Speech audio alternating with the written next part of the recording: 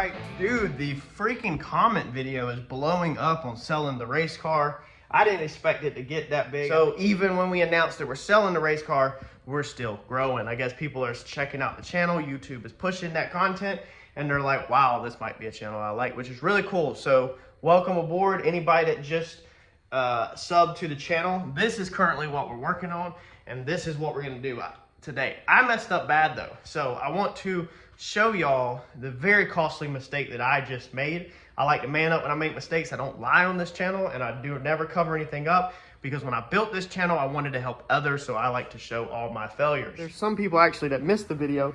We do have a Cummins 4BT engine over here. So this thing is getting a Cummins swap in it. And we need to set this motor in place so that we can start setting our frame rails in place. So me and Mike got together a couple weeks ago now. It's actually been, my life has been really hectic.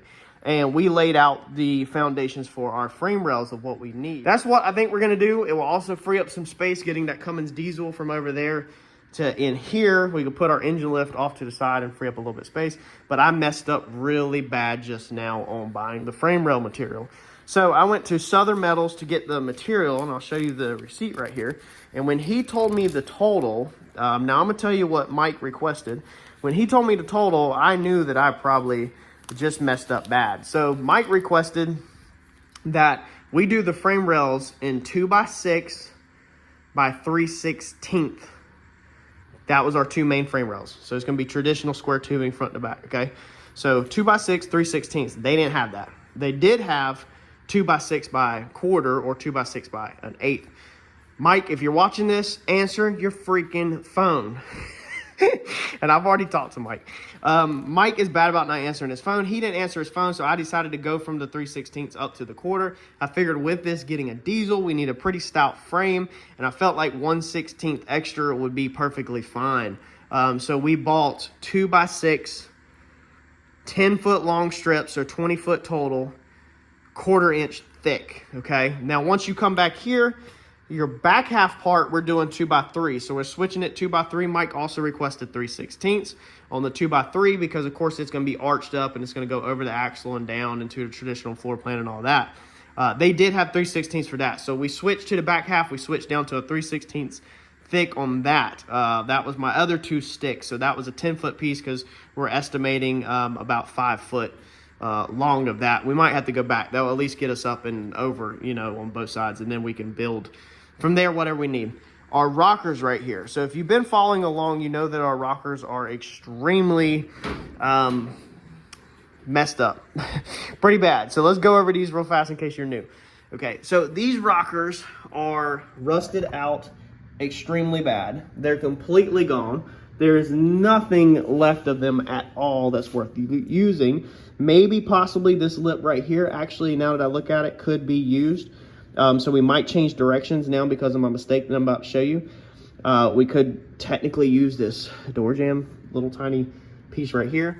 But all of this is completely shot. So pretty much from here inwards needs to be cut out. So what me and Mike decided was we come in here and measured. And we said, man, if we can get 4x8 square tubing, let's get a tape measure. And if we could just throw 4x8 down on the floor, we would want the rockers 1/4 inch off the ground. We want the frame to lay frame, but we don't want rockers to lay frame because that could smack into the doors or anything like that. So we want the rockers about 1/4 inch off the ground.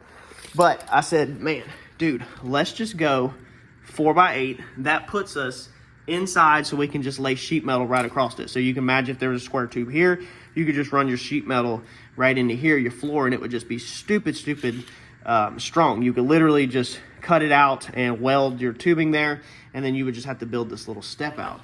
If you come to the front up here, 4x8, even right there, would put us all the way inside. Right there would put us right there. So we could have really went 4x6, but they didn't have that either in the thin stuff.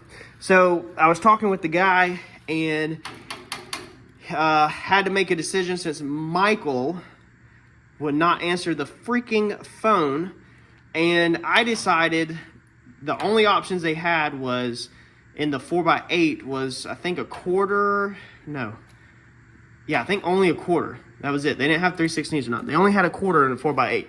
So I said, you know what, let's go with a 4x8. Now I have a 4x8 by quarter. Now I have a construction background. I'm heavy in construction background, framing and stuff, and 1/8 of an inch and 1/4 inch ain't nothing. For anybody that doesn't understand how much 1/4 of an inch is, it's right there, okay? So from there to there, you can see the thickness of my finger. So from that to there, that's 1/4 of an inch, and that would be 1/8 of an inch. So it's very, very small if you're framing a house. However, if you're doing metal work, I'm sure you guys are already laughing your freaking butts off at me. 1/4 inch 4x8 is not small, and I did not realize that.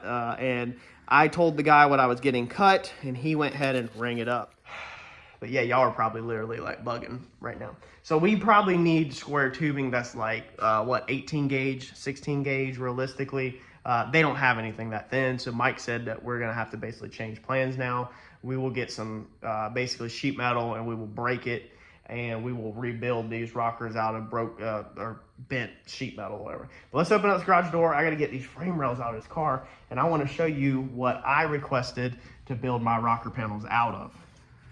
All right, so here's what, this is so embarrassing. I should have just kept my mouth shut and not even tell the world. This is what I requested to build my rocker panels out of. So you either go to college and you pay for college and you learn, or you make mistakes in life and you pay for your mistakes in life. That's how you learn. So these are gonna be our main frame rails, which are gonna be 2x6, and that's our 2x3, okay? Our 2x3, they said was 3/16. I think what it ringed up as, but well, maybe it does look like 3/16 versus 1/4. Our main frame rails are 1/4, and then here is my 4x8 by 1/4 rocker panels. Now, obviously, you now understand when we put this into perspective that you can't build rocker panels out of this. That what this would be good for is if you were building the warehouse that actually builds cars. That is how ridiculous this freaking piece of metal is. So I'm gonna get this unloaded. This is a humongous mistake. This piece right here cost me $210. So that is a $210 mistake. We were requesting 10 foot, cut it in half, 5 foot on each side of the rockers. I'll show you what everything else broke down is, just out of curiosity if you want to know. So the 2x6, the main frame rails, $320 for this piece and this piece. Them are 2 main frame rails. And then let's see here, the 2x3, it was only $70 for that. So that one stick right there, that's 10 foot long. Everything in here is 10 foot long. That was only $70, which wasn't bad. I got some recycled drop for $9, which is going to be these little pieces right here. I'm going to put that underneath. Well, I was at the time going to put that underneath this to space it 1/4 of an inch off the ground whenever I build it, but obviously that's not gonna freaking work now. And then the big 4x8 10 foot, I paid $210. So I paid $210 for this one stick right there. That's a $210 mistake we have made today. All right, so now we have our frame rails inside. I've taken and wiped this one down with paint thinner because it was really nasty. This one, it was really nasty with the grease and grime, and is the type that you grab that one and it turns your hand black. These are pretty clean. They just have surface rust on them, the 2 main rails. So now that we got them inside, I want to get them out of the way because they're heavy, number one. But I want to kind of get them in the car. But we got to get some of this floor structure out of here, the rest of it. So I'm going to cut this floor out in here. Now, I think we're going to leave as much of this intact as we can. So we're going to come up like here, because I'm not 100% sure. You know, I think we want to reuse this lip, this little piece right here, and then maybe break some metal into it. So we want to think about it at a later date. I don't want to disturb that now. And it will also help, actually, the structure is right there. So let's rip on the inside of this box structure. And even though there's not a lot left, I don't know, I have to make some funky cuts. Let's just get this thing cut up and get the bulk of this floor out of here. This little bit right here we can clean up at a later date. I'm about to take the impact gun, and it looks like, it's kind of unique, but it looks like this thing is bolted in around the trans tunnel hump, which is crazy. Never seen nothing like that, unless you actually custom make it. So I'm gonna unbolt it across the top. That way when we cut the bottom out, hopefully this thing will bust loose basically, and we can rip this. We might have to rip it in half or something, but hopefully we can get it out of here, and then we'll be able to sweep up, clean up, and slip some rails in.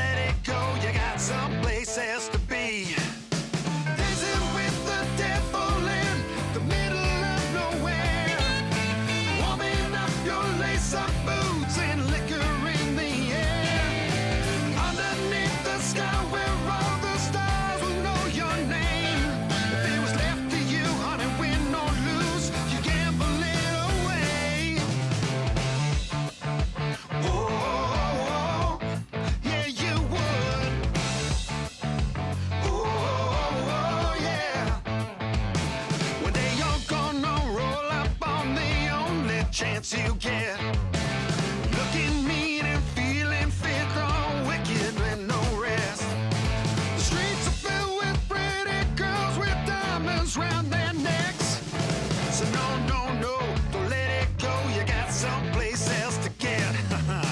Dancing with the devil in the middle of nowhere, warming up your lace-up boots and liquor in the air. Really tight in my garage. It's like a lot of y'all's garage, so I had to open the door to even swing the engine lift around to get it set. Nothing's perfect. It's just sat in place. I can kind of, I think, manhandle it from there. Next thing is to do is we got to get these rails under the car, which I got to open the garage door back up to get the rails under the car. However, I want to get the engine height set first because I need to go up with these mounts. So fortunately, when I bought this thing, it has these 4 really strong mounts already off of it. I don't know if this is factory or not. I feel like this guy said these are some that he bought that put on there, but it has these already on it, and they literally work out perfect where they sit on blocks. But obviously, we can't have these blocks here if we're running frame rails through there. So I don't know exactly the spread on the frame rails yet. I think it needs to be spread out as far as we can, but I will have to talk to Mike about that. And I think we can come up with the engine height. So we probably need to put the front end back in, sit the hood on it, measure the clearance from the top of the hood, because we got the intake and everything. But I don't know, I mean, it's pretty low. Probably definitely come up some. There's no reason to have this thing just laid on the freaking ground, the oil pan and everything, if we don't have to. Obviously, this thing ended up having quite a bit more room, it looks like height-wise, than I expected.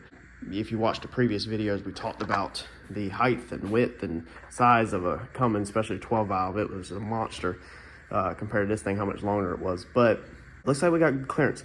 So that's gonna be my next thing. I just figured I wanted to kind of bring y'all up to speed. Is we've got the rails, we've got an engine sitting in place now, and this frees me up a little bit of space over here. I can fold it once I get this in place. Y'all let me know in the comments what you think.